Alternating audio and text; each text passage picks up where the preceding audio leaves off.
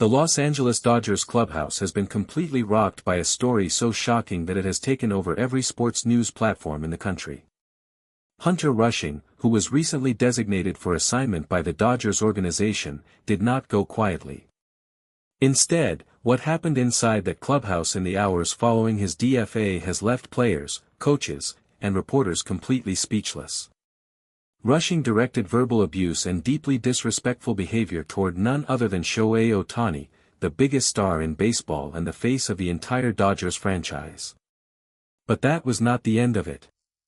Rushing then turned his anger toward Roki Sasaki and shouted words at the young Japanese pitcher that have since spread across every corner of social media.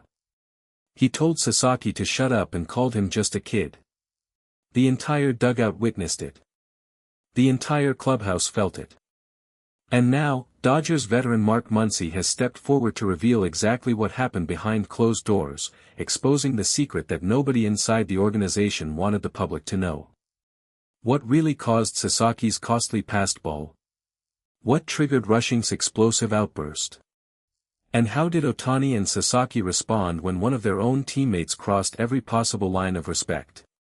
To fully understand how this situation reached such a devastating breaking point, it is necessary to go back several days before the incident itself. According to sources close to the Dodgers organization, tensions between Rushing and several members of the pitching staff had been quietly building for weeks.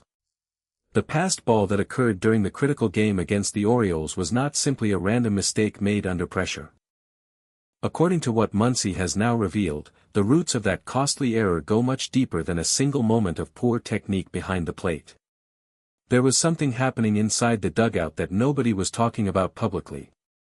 And that something had been slowly poisoning the working relationship between Rushing and the pitchers he was supposed to be supporting. Muncy revealed to reporters in a candid and detailed conversation that the problems between Rushing and Sasaki had started much earlier in the season. He said that Rushing had repeatedly ignored the pitch-calling suggestions that Sasaki had communicated through their signs and through the team's catching protocols. Sasaki, who is known for his meticulous preparation and his deep understanding of opposing hitters, had developed specific game plans for each matchup. But according to Muncy, Rushing consistently overrode those plans with his own calls, often choosing pitches that Sasaki was not prepared to throw in those specific situations. The result was a growing disconnect between pitcher and catcher that made every inning feel uncertain and uncomfortable for the young Japanese right-hander. Muncy said that Sasaki had raised the issue privately with members of the coaching staff on more than one occasion. He had expressed concern that the communication between himself and Rushing was not working and that he did not feel confident when Rushing was behind the plate. But according to Muncy, these concerns were not addressed quickly enough. The situation was allowed to continue without resolution.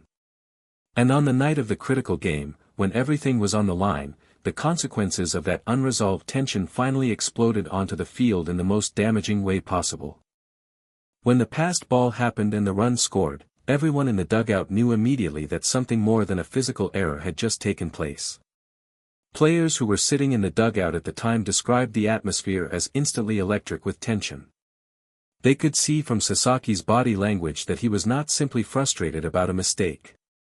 He was carrying the weight of weeks of unaddressed problems on his shoulders. And when the inning ended and the team returned to the dugout, everything that had been building finally came to the surface. Sources say that Sasaki, still breathing hard from the intensity of the inning, spoke directly to Rushing inside the dugout. He did not shout at first. He spoke firmly and seriously, expressing his frustration about the pitch-calling breakdown that had led to the passed ball. He wanted Rushing to understand that the moment was not just about one pitch. It was about a pattern of miscommunication that had been damaging his performance for weeks. Sasaki spoke with the kind of directness that comes from someone who has been holding something in for far too long. But Rushing did not respond the way anyone expected. Instead of listening, instead of acknowledging the frustration of his teammate, Rushing turned on Sasaki with a level of aggression that stunned everyone who witnessed it. Multiple eyewitnesses confirmed that Rushing raised his voice at Sasaki and shouted at him to shut up. And then he said the words that have since become the most talked about phrase in baseball. He looked directly at Sasaki and told him that he was just a kid. The implication was clear and it was cruel. Rushing was dismissing Sasaki's experience, his preparation, his intelligence, and his right to express frustration as a professional athlete. He was reducing one of the most talented young pitchers in the game to nothing more than a child who did not deserve to be heard. The dugout went completely silent. Players who were present said that nobody moved for several seconds after Rushing's outburst. The shock of what had just been said hung in the air like something physical. Sasaki, according to witnesses, did not immediately respond. He stood very still with an expression that those who know him described as deeply wounded. Not angry in a loud way, but hurt in a way that was far more powerful and far more serious than anger. It was at that moment that Shohei Ohtani stepped in. Everyone who was present agreed that what happened next was one of the most memorable moments they had ever witnessed inside a professional sports dugout.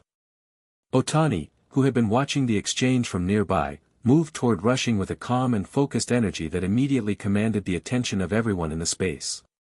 He did not shout. He did not curse. But the way he spoke to Rushing made it absolutely clear that what Rushing had just done was completely unacceptable. Ohtani told Rushing directly that speaking to a teammate in that manner was something that would never be tolerated on this team.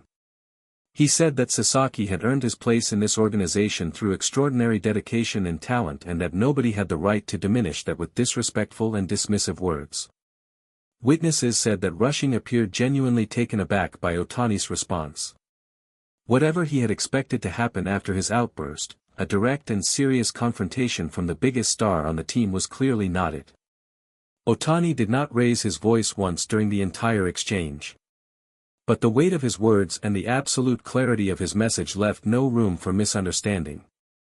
Rushing had crossed a line that could not be uncrossed. According to Muncy, what happened after that conversation between Ohtani and Rushing only made things worse for the catcher. Word of the dugout incident spread through the clubhouse almost immediately after the game ended.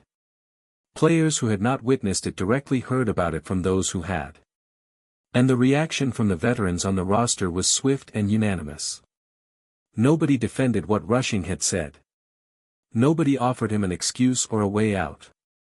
The consensus inside the clubhouse was that his behavior had been completely unacceptable and that it had gone far beyond the kind of frustration that players sometimes express in the heat of competition.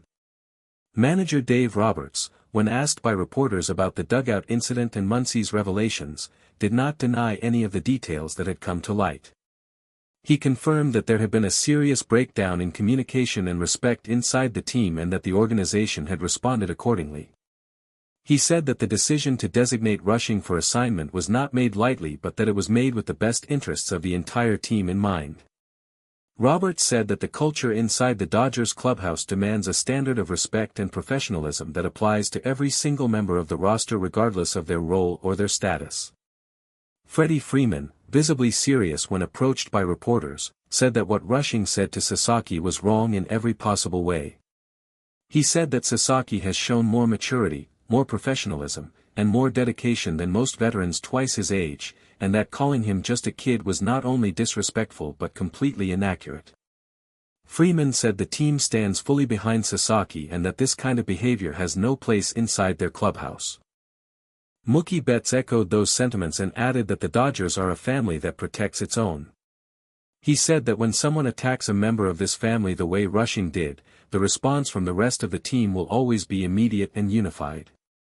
As for Roki Sasaki, sources close to the young pitcher say that he has processed the incident with remarkable composure. He is focused on his next start and determined to let his performance on the mound speak louder than any words ever could. Hunter Rushing is gone. But the story of what happened inside that dugout will be talked about for a very long time. Thank you for watching. Please share your thoughts in the comments section below. Subscribe to our channel for more interesting and up-to-date content.